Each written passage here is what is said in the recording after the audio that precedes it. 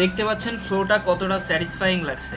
এই হচ্ছে রুয়েটের wind tunnel, আর এই হচ্ছে আমাদের উইন্ড টানেল। আজকে আমরা দেখব কিভাবে বানালাম এই জিনিস। তবে তার আগে চলুন ছোট্ট করে জেনে আসি উইন্ড টানেল জিনিসটা কি এবং এটা দিয়ে ঠিক কি করা হয়। মনে করেন আপনি কোনো একভাবে একটা গাড়ি অথবা বিমান তৈরি করে ফেললেন। এখন একটা গাড়ি অথবা বিমান যখন রিয়েল লাইফে চলে, তার উপর বাতাস বিভিন্ন প্রকারের ইফেক্ট ফেলে, বিভিন্ন প্রকার বাধা দেয়। আপনার গাড়ি অথবা বিমান কতটা ভালো হবে সেটা নির্ভর করে আপনি কতটা এফিশিয়েন্ট ওয়েতে, কতটা ভালোভাবে এই বাতাসের বাধাগুলোকে উপেক্ষা করতে পারলেন অথবা ম্যানেজ করতে পারলেন তার উপরে। এখন ধরেন আপনি যে গাড়িটা বানিয়েছিলেন সেটা চলার সময় তার দিকে আসা সকল বাতাসকে সে উপেক্ষা করে ফেলতে পারে অথবা ম্যাক্সিমাম বাতাসকে সে উপেক্ষা করে যেতে পারে। তাহলে কি হবে এবার চিন্তা করেন।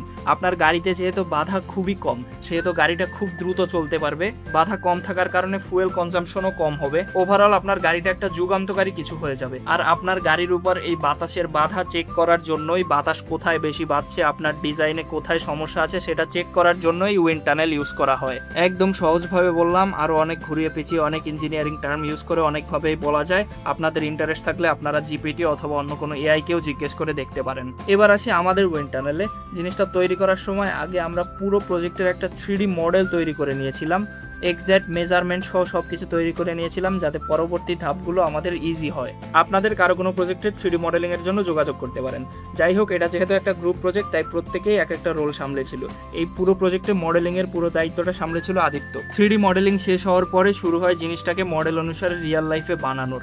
এর জন্য আমরা ম্যাটেরিয়াল হিসেবে ইউজ করেছিলাম পিভিসি শিট। প্রত্যেকটার অ্যাকুরেট মাপ অনুযায়ী পিভিসি শিটগুলোকে কেটে গ্লুগান দিয়ে অ্যাটাচ করেছিলাম, সাথে কিছু নাট বল্টও ছিল। এরপর দরকার ছিল আমাদের ধোয়ার। এর জন্য আমরা নিজেরাই তৈরি করে নেই একটা স্মোক জেনারেটর, যেটা বেশ ভালো পরিমাণে ধোঁয়া দিচ্ছিল। পুরো ফ্রেমটা তৈরি হওয়ার পর পুরো জিনিসটাকে কালো রং করে দেওয়া হয়েছিল। এরপর শুরু হয় ইলেকট্রিক্যাল কাজকর্ম। সাকশনের জন্য প্রথমে পিছনের পার্টটায় একটা বিএলডিসি মোটরকে অ্যাড করে রাখা হয়েছিল। মোটরের সাথে যে প্রোপেলারটা দেখতে পাচ্ছেন এটাও আমাদের 3D প্রিন্টেড। মোটরটা বেশ ভালোই পাওয়ারফুল ছিল। তারপর মোটরের সাকশন টেস্ট করার জন্য আমরা পুরো সেটআপের সাথে মোটরটাকে অ্যাড করে দিয়েছিলাম। দেন ভেতরে আমরা একটা অ্যারোফয়েল ডিজাইন করে 3D প্রিন্ট করে প্লেস করে দিয়েছিলাম। তারপর আমাদের স্মোক জেনারেটর অন করার সাথে সাথে দেখা গেল ম্যাজিক। ফ্লুইডের ফ্লোটাকে খুব ভালোভাবে বোঝা যাচ্ছিল আমাদের এই সেটআপের কারণে। তারপর সবকিছু ঠিকঠাক থাকায় আমরা এর সাথে অ্যাটাচ করি আসল জিনিসটা। টোটাল ফোর্সটা মাপার জন্য আমরা 20 কেজি এর লোড সেলকে ইউজ করি, যেটা অ্যারোফয়েলের ঠিক নিচে একদম সঠিকভাবে প্লেস করে দিয়েছিলাম আমরা। এন্ড টোটাল রেজাল্ট দেখার জন্য আমরা ইউজ করি 2.5 ইঞ্চি এর একটা টিএফটি ডিসপ্লে এবং সেটাকে অপারেট করার জন্য একটা ESP32। আমাদের উইন্ড টানেলের এই পার্টটা হচ্ছে টেস্টিং চেম্বার, যার মধ্যেই মূলত আমাদের অ্যারোফয়েল অর্থাৎ টেস্টিং ম্যাটেরিয়ালটাকে রাখা আছে, ওটার উপরেই টেস্ট হবে। দেন সামনের পার্টটা হচ্ছে এয়ার ইনলেট এবং পেছনের পার্টটা হচ্ছে এয়ার আউটলেট। আমাদের সাকশন পার্টের মোটরটাকে পাওয়ার করার জন্য আমরা ব্যবহার করি 2200 mAh এর একটা লিথিয়াম পলিমার ব্যাটারি, যেটা মূলত একটা ড্রোনের ব্যাটারি, সেই সঙ্গে একটা ESC এবং আরো একটা মাইক্রো কন্ট্রোলার। তারপর আমাদের পুরো সেটআপ পুরোপুরি রেডি হয়ে যায়।